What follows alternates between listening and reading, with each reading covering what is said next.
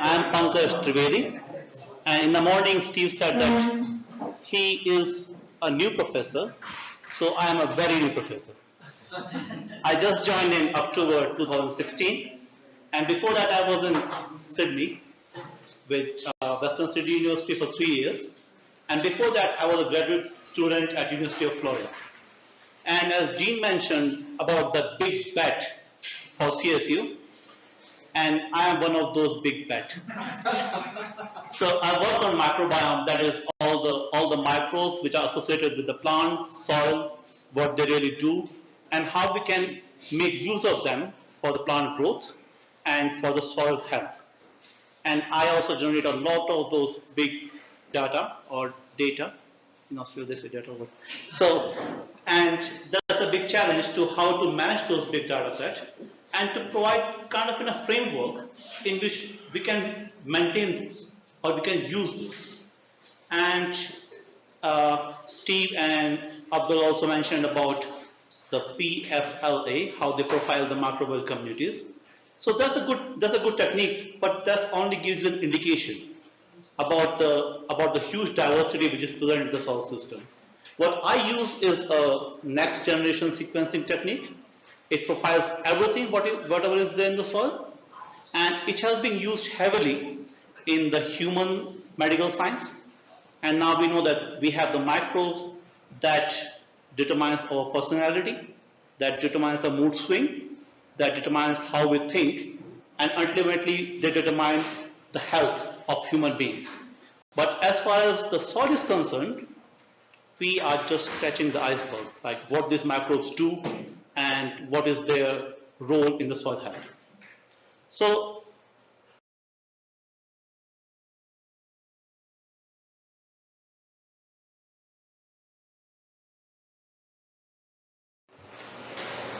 while I was drawing from Cortez to here, and then I looked into this beautiful landscape of Colorado, and this is one picture from my hometown in India, which I feel like it's just like something like Colorado. So after staying in tropics in Sydney and Florida for 8 years, I feel back home. So I'll talk about today about the soil organic carbon. And for me, I see soil is just like a bank. You can withdraw what you have. But once you run out of the nutrient, you have to replace them. And if we want to have a healthy soil balance, that's how we can maintain the productivity and sustainability and soil health. And if I see soil as a bank, I will say soil carbon is the currency of trade. Why? Because the soil carbon consists of 50% of the terrestrial carbon, and it provides many benefits. It holds the nutrients, it provides mitigation against the greenhouse gases, it also buffers against soil erosion or for some chemicals, and it also protects the physical, biological and chemical structure of the soil. But so to manage the soil to multiple economic and social and environmental benefits, what we require is the integrated policies and incentives that can maintain or enhance soil carbon. So this is a meta-analysis what we did last year. It's about the total carbon in the agroecosystem versus the natural ecosystem in different parts of the world. So what we can say is in the agroecosystem, the amount of total carbon is significantly less as compared to the natural ecosystem in different parts of the world. So we are losing this important carbon from our soil, and that's why that is contributing to the decline in the soil health. So, and we know that there are different management practices such as conservation management, which can increase the amount of carbon, but we still don't know, like we still don't know the mechanisms, how this work, and that's the big challenge in the large scale adoption of these conservation techniques. So what I see is the microbes are the main player in this soil organic matter dynamics. They do everything, they perform all the ecosystem processes. But if we look into their contribution, we still think they are just like a black box. We don't know actually what they are doing because they are so complex, they are so diverse. So So if I see 1 gram of soil, it can have 10 to the power 12 of these macros. And they can be 10 to the power 6 or 7 different kinds. I'm just talking 1 gram of soil. And they say that the 60% of the biomass in the earth is because of these hidden identities. And they perform multiple functions, again, which can drive the soil carbon dynamics. But we still don't understand what these functions are, how they do it, how the management practices kind of manipulate the systems within these microbial systems, and how this shift are related to the functions. And to add another layer to this overall complex process is the process of the soil aggregation. So the soil carbon dynamics will depend on the soil structure, and it will also depend on the management practices, the organic matter loading, the type of microorganisms present. And from our work, we know that different types of microorganisms are present in different soil aggregates, and they have different functions as how we see the soil health or the carbon storage. But still we don't know. Actually, there are only 2 or 3 studies which have used this next generation sequencing technique to profile the macros in these soil aggregates.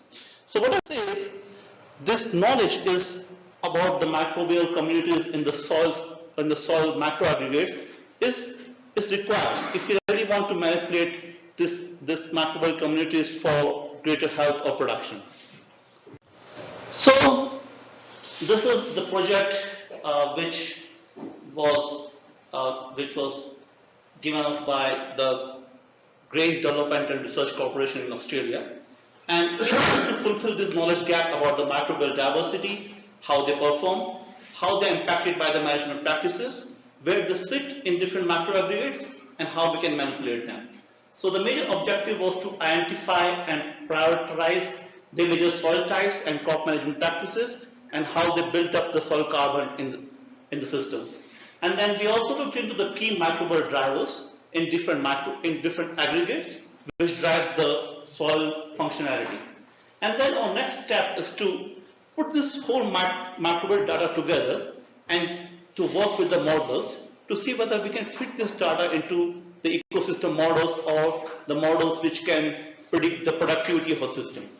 So the ultimate aim was to disseminate this knowledge to the grain growers, and here you can see a happy farmer here, and policymakers and to other GRDC component to see how we can improve the soil functionality and carbon sequestration. So this is the workflow what we followed. We took samples from 3 long-term field trials. One was a long-term crop rotation trial, fertilizer trial, and a long-term no-till project. So I will be talking our results from the 1-4 trial. And so we collected the soil samples from different depths and then separated them into 3 different aggregates. Then we used different biochemical techniques to profile the soil nutrient and the biological properties, which included the substrate utilization by the macros and the enzymes. So we used enzymes as a proxy of soil carbon turnover. Then we used, I can say, the state-of-art molecular techniques to profile the microbial diversity. We used this MySeq sequencing, which can profile everything, whatever is there.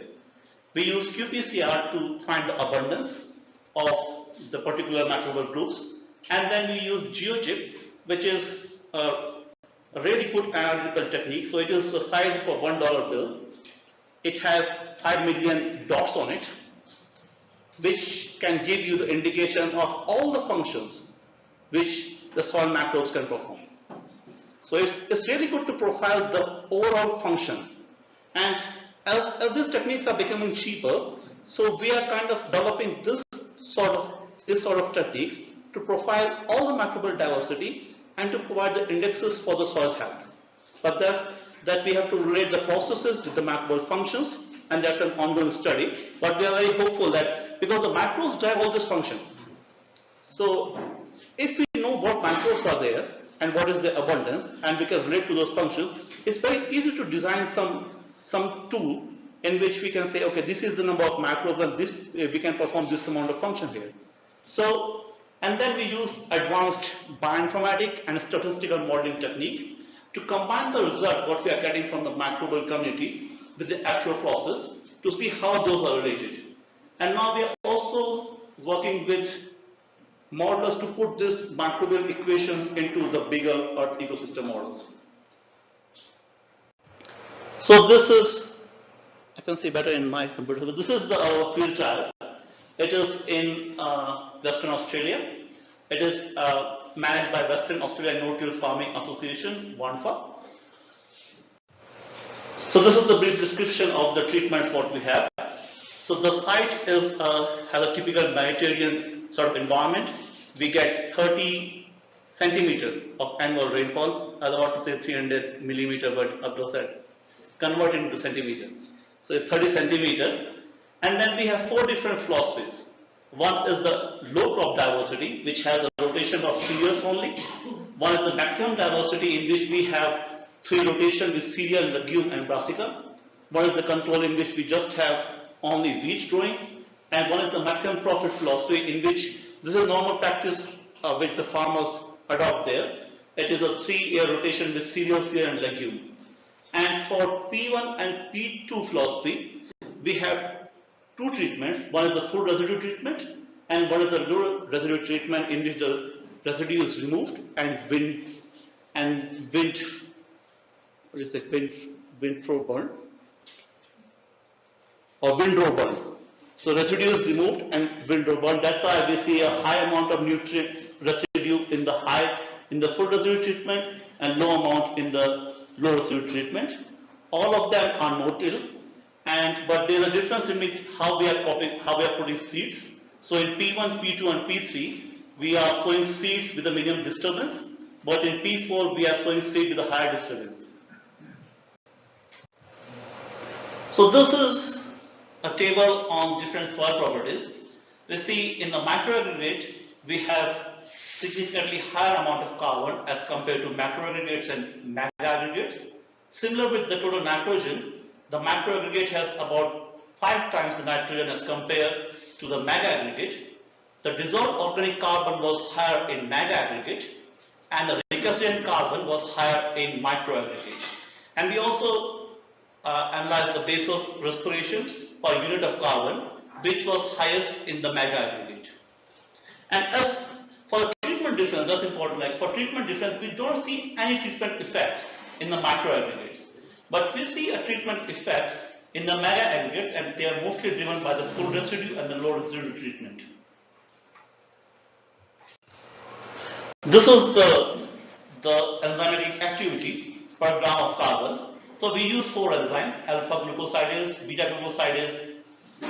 This is alpha, I think this is alpha D glucosidase, beta glucosidase, and acetyl glucosinamidase, which degrades different form of carbon. This degrades labile form of carbon. These 2 degrades moderately labile form of carbon, and this degrades recalcitrant form of carbon. So what we see here again is the enzymatic activity was lowest in the macroaggregate, but was higher in the megaaggregate. And we can see the differences in the treatments in the megaaggregates, and these treatments are driven by the low residue and the high residue treatments. What about the microbial community structure? So this is principal component analysis. What it shows is if your samples are similar, they will stick together. If they are different, they will just pan along the axis. So this is there's a different microbial communities in microaggregate, macroaggregate, and megaaggregate. In macroaggregate, we don't see any treatment differences, but in megaaggregate, there's some treatment differences by separate clustering of these groups, but these are just based on the low residue and the high residue treatments. And then what drives these changes? So what we see is there are few groups of microbes like actino, beta, gamma proteobacteria, and proteobacteria, which were higher in the megaaggregate, and there are few others like acidobacteria and delta proteobacteria, which were higher in microaggregates. And interestingly, if we can classify these groups of bacteria based on their lifestyle. So the groups which were higher in megaaggregates have a very high growth rate. They require labile form of carbon, and they dominate in the nutrient-rich, fluctuating environment. But the guys who are higher in the macroaggregates, they are slow growers, they dominate in a nutrient poor environment, they have very high substrate affinity, and they target the recalcitrant pools of carbon. So this is just a correlation because about what the microbes are there and how they relate to different processes. So the groups which are high in the mega aggregate, they are positively correlated with a dissolved organic carbon. The groups which are high in the macro aggregate, they are more related to the recalcitrant form of carbon. These groups are related to the labile forms of carbon, but labile form of enzymes.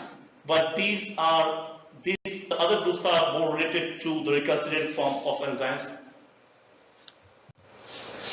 This is the geochip analysis we have talked about. It tells you about all the functions, what the microbial community can perform.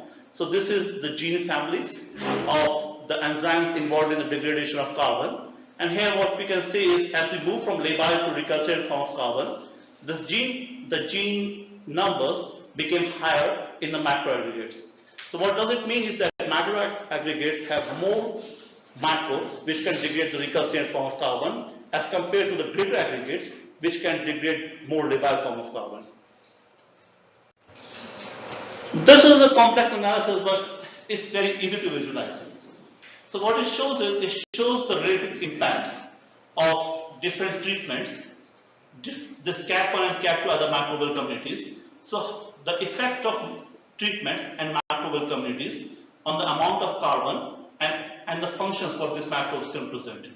So in the mega aggregates, you can see the treatments it drives the soil carbon, it drives the microbial community, and it drives the function. But in macro aggregates, the effect is there, but still we have a weaker effect of the treatment on soil carbon and functions and also microbial communities.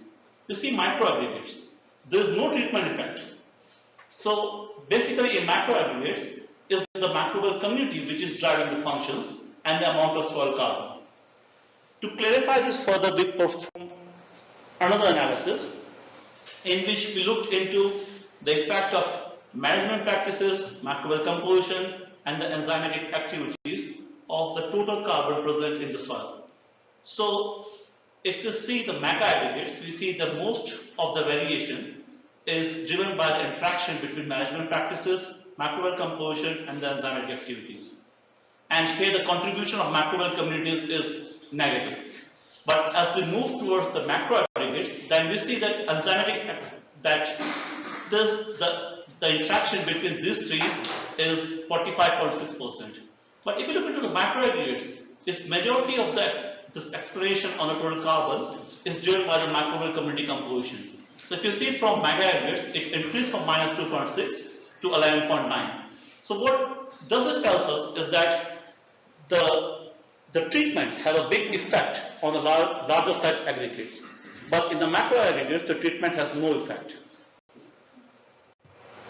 And so this is just to summarize what I said is, in the microbial community composition, the slow growing microorganism increased from larger to small size aggregate, but the fast growing copiotrophs increased from mega to macro. The total carbon is higher in the macro aggregates, but the labile carbon is high in the mega aggregates. The management effects decrease from mega aggregates to the macro aggregates. So in terms of the management practices, if you are looking into the higher carbon turnover and productivity, so we have to go to the management practices such as residue retention and fertilizer application, which provides more dissolved organic carbon to the system. But if we are favoring a system in which we want to store more carbon, then we have to look into the chemistry of the micro aggregates and the microorganism present in this system. So this is to summarize what our project achieved. This is still an ongoing project. So starting in 2015, so still we are analyzing some data set from the other systems. So it tells us that different management practices allow the buildup of beneficial macros. These macros control the soil carbon transformation to the system, and it can yield to increased benefit to the farming communities. This is not related to this particular study. So this is one data set what we analyzed for a global global Dryland dataset. It has 15 countries. We collected samples from 80 different sites, and we wanted to see whether the microbial components have an impact on the soil functions. So we combined all the soil functions. So we measured the gas production, we measured the DOC, we measured all the nutrients, we performed all the enzymatic analysis, we performed all the indicators as G was telling, and make a single matrix of multifunctionality. So what we see here is the microbial diversity of fungi and bacteria positively relate to the multifunctionality in the drylands. And this system also shows the same thing, that microbial diversity has a direct impact on the ecosystem multifunctionality in the drylands, and the other components have a weak or very low impact on the multifunctionality. So with this, I would like to acknowledge my team in Western Sydney University, my collaborators in US, GRDC funded this project, and a lot of other agencies which provide contributions as the field or as a small amount of funding. So thank you, and I'll take any questions. How are the earthworms in Australia? Hmm? Is that how are the earthworms in Australia?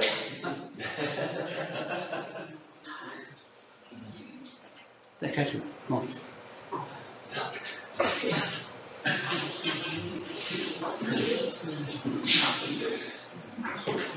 So what we are trying to do now is to try to build the indicators of soil health by using the macros which really modulate the processes.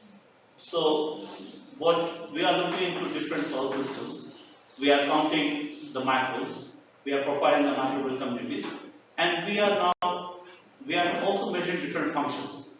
So our concept is that the macros drive all the functions. So if those processes can be related to the microbial abundance, so we can have a matrix of, we can have a toolkit in which in one go we can measure every function, and it should relate to singular.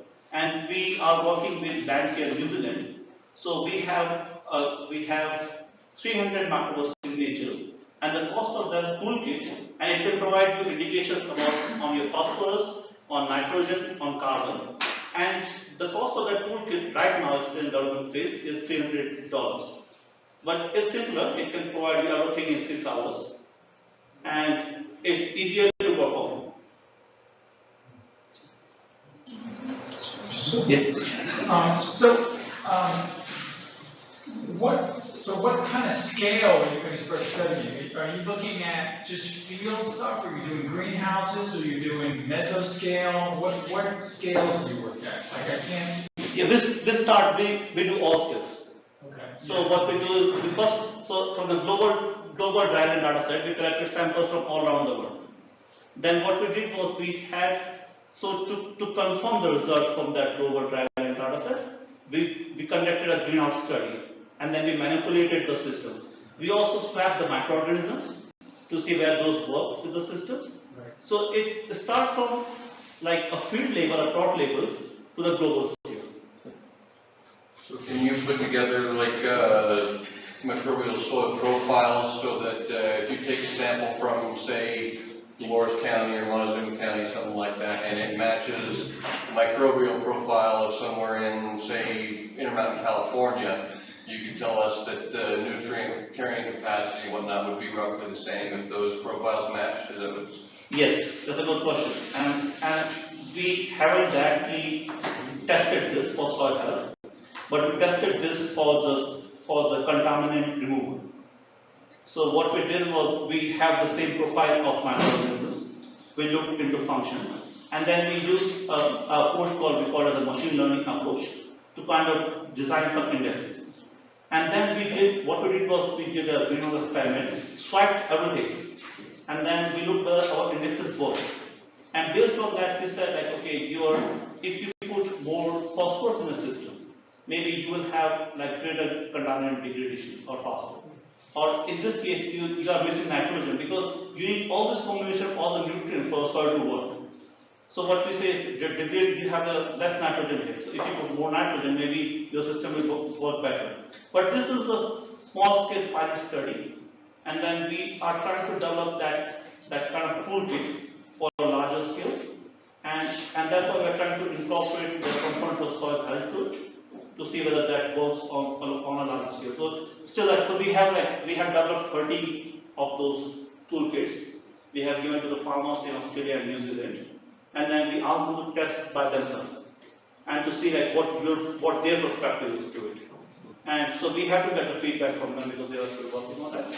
But it looks like a simple, to me it looks like a simple toolkit. It doesn't require that much of an effort to kind of analyze also. And it gives you a unique data set which you can just work on. Or you can just have a direct measure of the soil health in one place. And to me it's simpler because if you go on for the other one, so if you go on for the chemical thing, we have to do a lot of things. And for the for DOC, DO and then PFLA or other things, there's a lot of chemical test issues in between. But if you look into this one, what we have to do is extract DNA and we pour the DNA into plates. That's it, we get the result.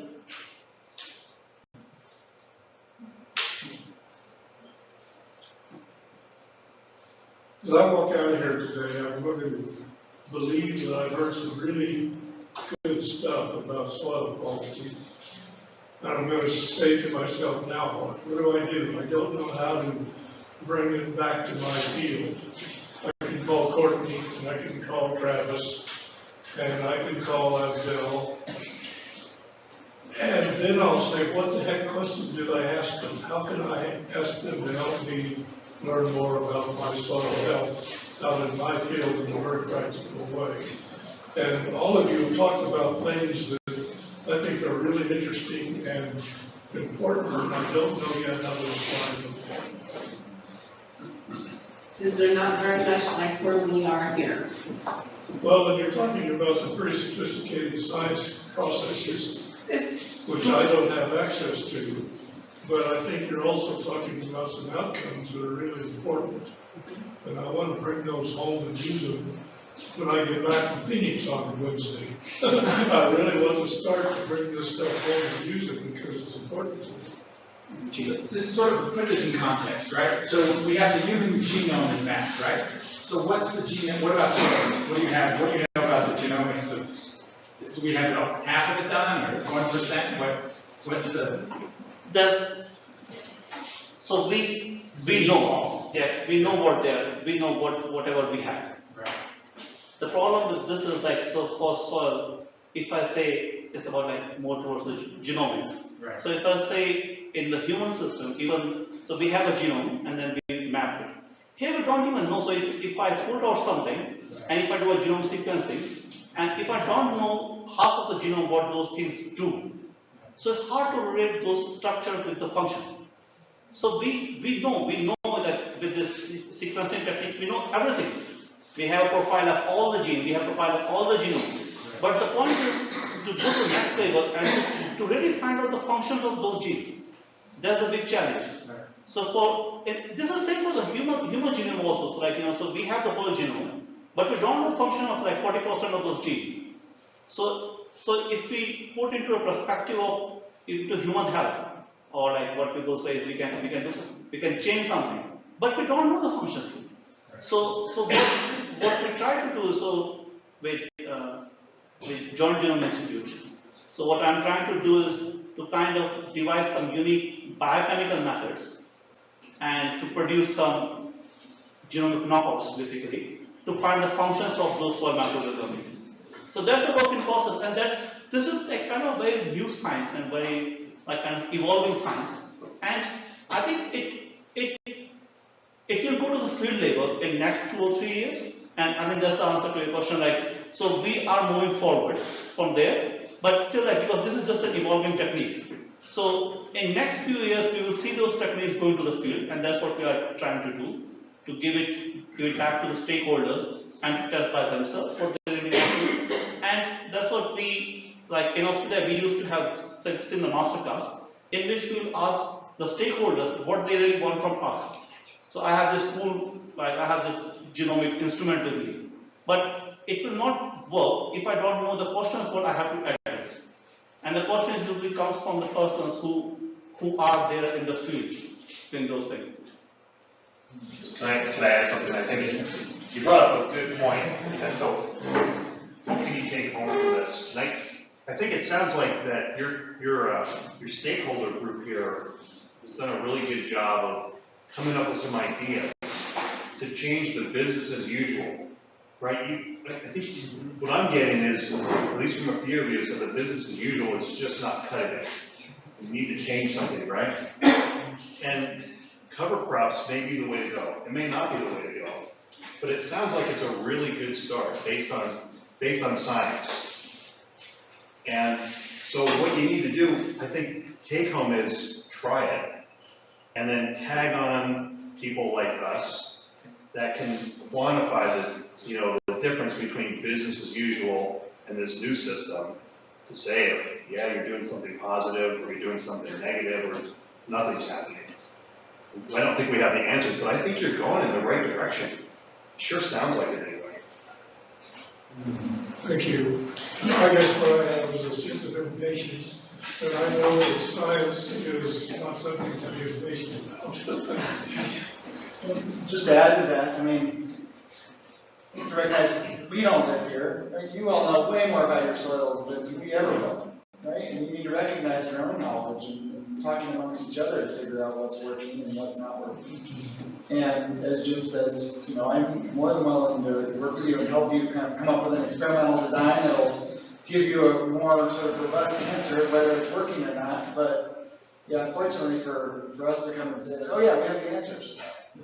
Would be false advertising. And I said, you guys have been here forever, Yeah, I know you don't have the answers. Yeah. My question is sort of rhetorical, but it's exciting enough to understand. There's a real reason they went to soil health, right? Because human health, you can relate to human health, right?